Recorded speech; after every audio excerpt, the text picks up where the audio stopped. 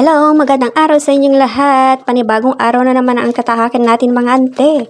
For today's video, magpapatpat tayo ng mga damo dito sa tabi ng kulungan ng baboy. Maglilinis tayo at magbawas ng mga damo dito. Malalaki at halos umakyatan sa taas ng mga damo dito. Halos kada hapon na ulan kaya mabilis nagsilakihan ang mga damo. Pinagtatanggal ko ang mga kahoy dito dahil matagal nang naka-stack ito. Simula nung nagpatayo kami ng kulungan ng baboy. Tamang-tama at paubos na rin ang mga kahoy na siyang ginagamit ko sa pagluluto. Malaking pakinabang ito dahil bukod sa masarap sa niluto nito, nakakatipid ka pa sa gas. Tsaka lang ako nagamit ng kalan kapag umaga lang or kapag tinanghali na ako sa pagluluto. Pagkatapos akong maglinis sa labas, oras na naman ang pagluluto. Tutuloy ko na lang maglinis mamayang hapon. Unti-untiin ko na lang linisin or minsan yung panganay ko ang kasama ko dyan maglinis. Bali, inuno ko muna niluto ang taba ng baboy. Pinalabas ko muna ang manteka niya.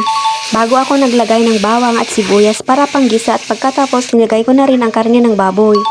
Pinaghalo-halo ko muna at ginisa-gisa bago ako naglagay ng paminta, soy sauce at seasoning. Hinalo-halo ko at pagkatapos nilagyan ko na rin ng coke.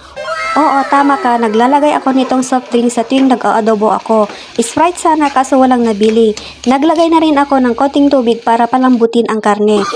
Naglagay rin ako ng suka para sweet and sour ang kalalabasan niya. Siyempre, magiging lonely ang adobo kung walang partner na gulay.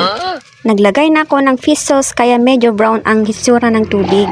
Naglagay na ako ng pampalasa katulad ng asin at seasoning. At pagkatapos nilagay ko na rin ang kangkong, sinunod ko na rin ang bulaklak ng kalabasa at malunggay. Hinalo-halo ko na para maluto. O ano pa ang hinihintay natin mga ante? Let's eat!